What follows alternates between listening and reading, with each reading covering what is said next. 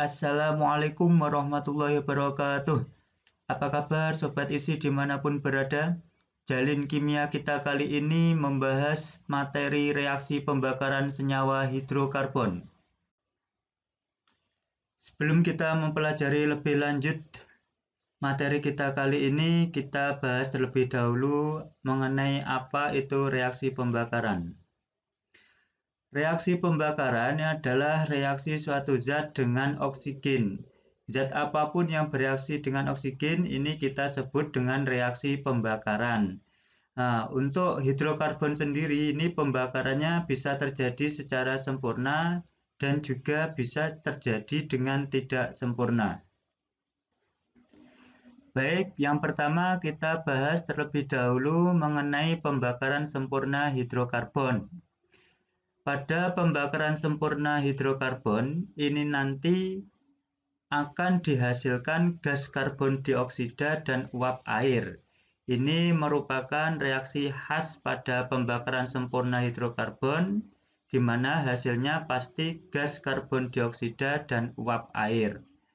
Ini ada baiknya kalian mulai menghafal reaksi-reaksi khas seperti ini untuk mempermudah dalam belajar materi-materi kimia selanjutnya. Ini apa bedanya antara gas dengan uap? Ini hanya penyebutan dalam ilmu kimia, di mana untuk zat-zat yang pada suhu kamar kita seperti ini sekitar suhu 25 derajat Celcius, kalau ada zat pada suhu kamar berwujud gas, ini gasnya kita sebut sebagai gas juga. Beda halnya kalau pada suhu kamar, ini zat tersebut berwujud cair, seperti air ini. Pada suhu kamar 25 derajat Celcius, dia berwujud cair. Maka ketika dia membentuk gas, kita nyebutnya tidak gas, melainkan dengan uap. Sehingga ketika air mengegas, maksudnya membentuk gas, ini kita menyebutnya sebagai uap, bukan gas air. Jadi secara umum pembakaran sempurna hidrokarbon bisa kita rumuskan seperti ini. Nah, sebagai contoh, misalkan yang pertama ini kita punya CH4. Ada yang masih ingat ini hidrokarbon golongan alkana, alkena atau alkuna? Ya, tepat sekali. Ini adalah golongan alkana karena mengikuti rumus umum CnH2n plus 2. Yang lupa silakan dibaca-baca kembali materi kita terkait alkana dulu. Ini ketika kita punya alkana, dibakar artinya dia direaksikan dengan O2, maka karena ini pembakarannya sempurna, hasilnya otomatis langsung CO2 dan H2O. Seperti itu. Tapi dalam reaksi kimia, kita harus selalu ingat untuk penyetaraannya. Jadi, kita harus setarakan terlebih dahulu jumlah atom-atom sejenis yang ada di ruas kiri panah dengan yang ada di ruas kanan panah. Sebagai acuannya, untuk mempermudah penyetaraan, biasanya atom H dan O ini disetarakan paling akhir. Jadi kita setarakan dulu atom-atom selain H dan O. Misalnya di sini ada C. Di sebelah kiri, di sini jumlah atom C-nya 1. Di sebelah kanan juga sudah 1. Jadi untuk C ini sudah setara. Kemudian kita lanjut ke H. H di sebelah kiri ada 4. Di sebelah kanan ada 2. Ini belum sama jumlah atom H-nya, harus kita samakan dengan memberikan koefisien yang sesuai. Jadi untuk menyetarakan kita hanya diperbolehkan untuk merubah koefisien, menambahkan koefisien. Tidak boleh menambahkan angka indeks. Misalkan di sini hanya 4, maka di sini kita ganti dengan 4. Duanya kita ganti dengan 4, itu tidak boleh. Yang diperbolehkan adalah menambah angka koefisien. seperti ini. Karena di sini hanya 4, maka karena di sini sudah ada 2, kita kasih tambahan koefisien 2. Ini operasinya adalah perkalian 2 kali 2, sehingga jumlah H di kiri dan di kanan sudah sama, yaitu 4. Terakhir kita setarakan atom O. Di sebelah kiri, atom O-nya ada 2, sedangkan di sebelah kanan, atom O totalnya dari CO2 ini ada 2, sedangkan dari H2O ini ada 2, karena H2O-nya di sini ada 2. Sehingga di sebelah kanan ada 4O, sedangkan di kiri ada 2O. Sehingga perlu kita tambahkan di sini biar sama dengan yang ada di sebelah kanan, dengan cara menambah koefisien 2. Dengan demikian, reaksi ini sudah setara. Contoh kedua, kita punya C2H4. Ada yang masih ingat ini kira-kira golongan hidrokarbon apa? Alkana, alkena, atau alkuna? Betul sekali, ini adalah golongannya alkena karena mengikuti rumus umum CnH2n. Coba ketika alkena kita bakar secara sempurna, ini nanti akan menghasilkan tetap CO2 dan H2O. Apakah reaksi kita ini sudah setara? Benar sekali, belum. Di sini sama triknya, kita setarakan jumlah atom H dan O itu paling akhir. Kita coba sesuaikan dulu yang C, di sebelah kiri ini ada 2, sedangkan di sebelah kanan ini hanya ada 1. Sehingga yang sebelah kanan ini perlu kita sesuaikan dengan menambahkan koefisien 2. Dengan demikian, jumlah C di kiri dan kanan sudah sama. Selanjutnya kita setarakan jumlah H-nya. Di sebelah kiri, di sini ada 4, sedangkan di sebelah kanan cuma ada 2. Sehingga yang di sebelah kanan perlu kita tambahkan dengan koefisien 2. Selanjutnya yang terakhir kita setarakan jumlah atom O. Di sebelah kiri cuma ada 2 atom O, sedangkan di sebelah kanan dari sumber CO2 dan juga H2O, di sini dari CO2 ada 4 atom O karena CO2-nya ada 2, sedangkan di H2O di sini menyumbang 2 atom O, sehingga total di ruas kanan jumlah atom O-nya adalah 6. Dengan demikian, untuk menyetarakan jumlah atom O-nya di sebelah kiri, di sini perlu kita kasih koefisien 3. Contoh ketiga, kita punya C2H2. Ini kira-kira golongan apa? Tepat sekali, ini adalah alkuna karena mengikuti rumus umum CnH2n-2. Ini kalau kita bakar dengan sempurna, hasilnya sama yaitu CO2 dan H2O. Sekarang kita coba setarakan. C di sebelah kiri ada 2, sedangkan di sebelah kanan ada 1. Maka di sini dalam CO2 perlu kita kasih koefisien 2, supaya sama-sama memiliki 2 atom C. Selanjutnya kita setarakan jumlah atom H. Di sebelah kiri ada 2, di sebelah kanan juga ada 2. Berarti untuk jumlah H-nya ini sudah sama, tidak perlu ditambahkan koefisien. Kemudian untuk atom O-nya di sebelah kiri ada 2, sedangkan di sebelah kanan di sini totalnya ada dari CO2 menyumbang 4 atom O, dari H2O menyumbang 1 atom O. Jadi di sebelah kanan di sini ada 5 atom O totalnya. Untuk menyetarakannya, maka di sini kita kasih koefisien 5/2. 5/2 kali 2 ini nilainya adalah 5. Jadi untuk jumlah O di kiri dan kanan sudah sama. Tapi dalam kimia tidak ada molekul yang pecah seperti ini. Semua molekul itu utuh.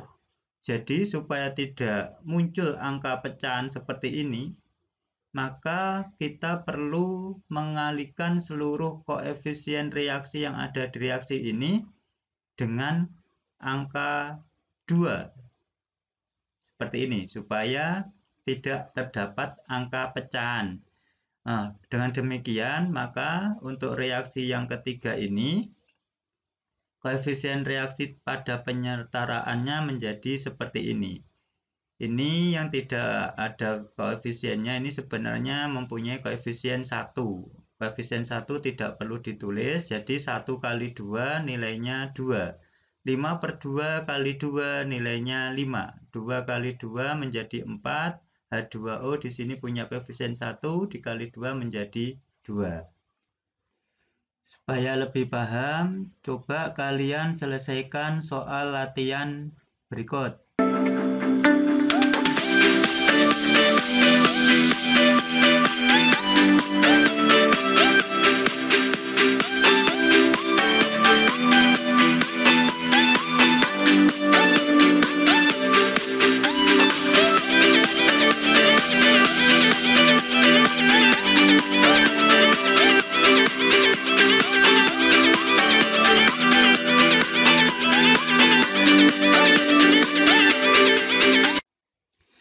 Nah, sekarang kita sudah memahami bahwasannya hasil pembakaran sempurna suatu senyawa hidrokarbon itu adalah gas karbon dioksida dan uap air.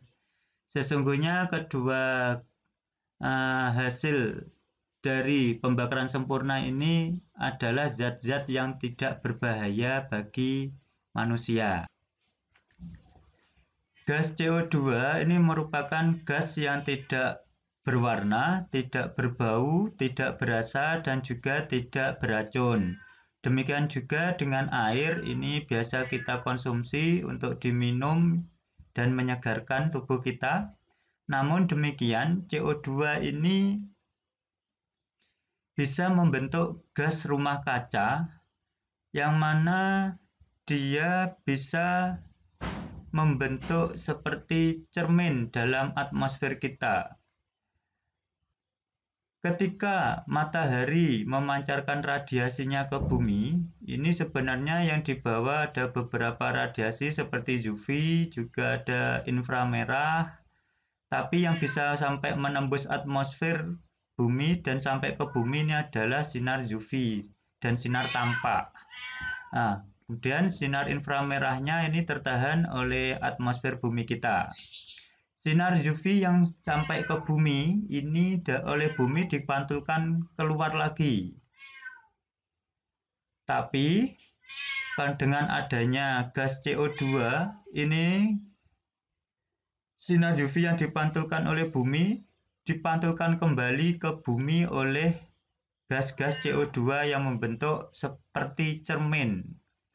Nah, karena sinar UV yang dipantulkan bumi dipantulkan kembali ke bumi, maka dampaknya suhu bumi semakin meningkat. Ini bisa memberikan efek yang sangat buruk bagi lingkungan kita, karena ketika suhu bumi meningkat, maka es-es yang ada di kutub bisa mencair sehingga volume air laut kita yang ada di bumi akan semakin melimpah. Ini bisa menyebabkan pulau-pulau kecil ataupun kota-kota kecil, kota-kota di pinggir pantai akan tenggelam, hanyut, dan pulau-pulau akan satu persatu menghilang karena terendam oleh air laut. Nah, inilah dampak dari pembakaran bahan bakar fosil yang bisa menghasilkan gas CO2. Makanya ini diusahakan untuk pengurangan penggunaan bahan bakar fosil. Selanjutnya kita bahas tentang pembakaran tidak sempurna pada hidrokarbon. Pembakaran tidak sempurna hidrokarbon ini nanti akan menghasilkan berbagai produk seperti karbon atau jelaga. Ini misalkan ketika kita membakar kertas, itu ada sisa-sisa hitam, yaitulah yang kita sebut dengan jelaganya. Ini juga merupakan karbon juga. Kemudian gas karbon monoksida.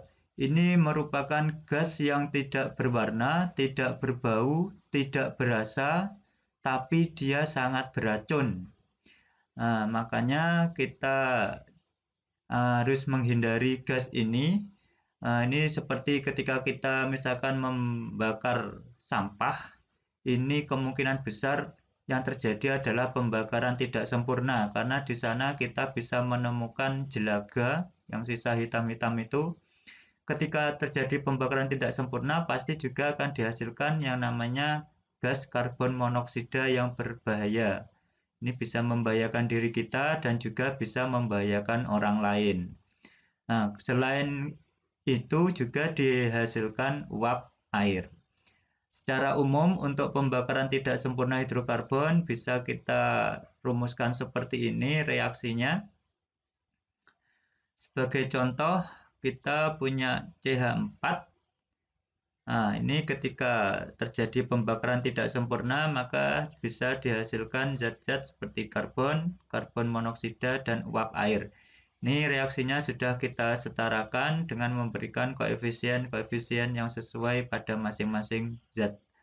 Kemudian contoh kedua, ini silakan kalian setarakan sendiri. Di sini ada pembakaran dari C2H4.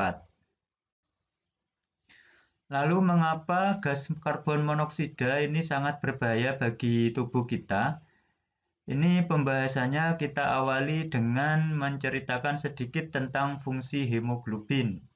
Hemoglobin ini merupakan suatu protein yang di dalamnya mengandung ion Fe2+, makanya dia dikategorikan sebagai metaloprotein karena di dalamnya mengandung ion logam. Ini fungsinya adalah membawa oksigen dari paru-paru dan mengedarkannya ke seluruh bagian tubuh kita.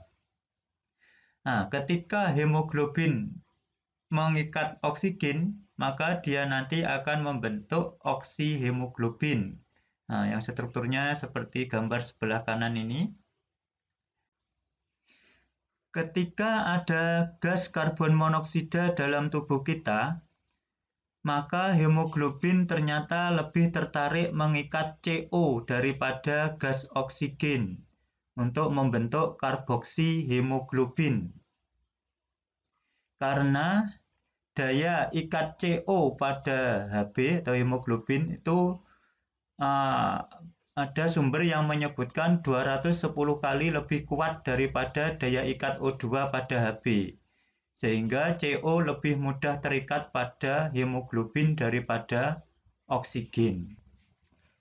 Bahkan CO bisa mendesak oksigen yang telah diikat oleh hemoglobin dalam oksihemoglobin untuk membentuk karboksihemoglobin. Adanya karboksihemoglobin 60% ke atas dalam darah kita ini sudah bisa membuat atau menyebabkan kematian. Lalu pertanyaannya, mengapa daya ikat CO pada Hb itu lebih besar daripada daya ikat O2 pada Hb? Penjelasannya ini bisa kita dekati melalui konsep muatan formal yang dilambangkan dengan Kf seperti ini. Ini muatan formal ini seharusnya sudah kalian dapatkan ketika mempelajari tentang ikatan kimia. Di sini kita singgung kembali sedikit. Muatan formal itu sendiri didefinisikan sebagai muatan yang dimiliki oleh suatu atom dalam molekul atau ion poliatom ketika besarnya keelektronegatifan di antara atom-atom yang berikatan itu dianggap sama. Jadi dalam penentuan muatan formal dari suatu atom, ini ada asumsi bahwa keelektronegatifan di antara atom-atom tersebut adalah sama. Selanjutnya, suatu molekul akan lebih stabil jika muatan formal atom-atom penyusunnya adalah minimal, yaitu 0, atau setidaknya mendekati 0. Sekarang kita coba bandingkan muatan formal atom-atom penyusun CO dengan O2. Pada CO, muatan formal C ini adalah sebesar -1, sedangkan muatan formal O yaitu +1. Sedangkan pada O2 masing-masing O muatan formalnya adalah sebesar 0. Nah, dengan demikian dapat dikatakan bahwa O2 ini adalah molekul yang lebih stabil daripada CO karena muatan formal atom-atom penyusunnya adalah lebih minimal, yaitu 0. Nah, molekul yang stabil ini cenderung untuk tidak reaktif. Sekarang dari mana kita menentukan atau mendapatkan muatan formal -1 dan +1 O ini? Untuk menghitung muatan formal ini lebih mudahnya kita menggunakan rumus struktur Dot-Lewis. Jadi semua ikatannya ini kita ganti dengan elektron. Kita tahu bahwa satu ikatan ini setara dengan 2 elektron. Jadi kalau ada 3 ikatan di sini, itu setara dengan 6 elektron yang terlibat di dalamnya. Demikian juga dengan di oksigen nih, karena di sini ada 2 ikatan kovalen, maka di situ ada 4 elektron yang terlibat dalam ikatannya. Nah, untuk menentukan muatan formal ini kita juga membutuhkan data elektron valensi dari masing-masing atom penyusun. Di sini sudah diketahui bahwa C dengan nomor atom 6, kalau kita konfigurasikan berdasar konfigurasi elektronnya miliknya Bohr, ini di kulit K ada 2 elektron, sedangkan di kulit L ada 4 elektron, sehingga elektron valensi dari C adalah 4. Untuk O dengan nomor atom 8, elektron valensinya adalah 6. Kita hitung muatan formal C dalam CO sebagai contoh di sini. Kita pakai rumusan sederhana saja untuk menghitung muatan formalnya. Ini bisa kita gunakan dengan rumusan seperti ini. Muatan formal C itu sama dengan elektron valensinya C dikurangi jumlah elektron C setelah berikatan. Elektron valensinya C ini bisa langsung kita peroleh dari konfigurasi elektronnya seperti ini. Sedangkan jumlah elektron C setelah berikatan ini bisa kita hitung langsung pada rumus struktur Dot-Lewis-nya. Di sini C ini memiliki 2 elektron. Ini praktis punyanya sendiri karena ini merupakan pasangan elektron bebas atau PEB. Dan di sini dia punya tambahan 3 elektron setelah berikatan. Nah, di sini pada saat berikatan antara C dan O ini melibatkan 6 elektron. Dengan asumsi bahwa keelektronegatifan dari kedua elektron ini adalah sama, maka masing-masing atom akan membawa 3 elektron. 3 untuk C, 3 untuk O. Jadi 6 elektron ikatan ini akan dibagi 2 di antara 2 atom yang berikatan. Dengan demikian, jumlah elektron C setelah berikatan itu adalah 3 dari elektron ikatan dan 2 dari PEB-nya. Maka kalau kita masukkan ke dalam rumusan, maka muatan formal atom C adalah sebesar 4 dikurangi 5, yaitu -1. Dengan cara yang sama, kita bisa juga tentukan QF-nya O pada CO. Dengan rumus yang sama, ketika kita masukkan, didapat muatan formal O adalah sebesar +1. Demikian juga dengan penentuan QF-nya O pada O2.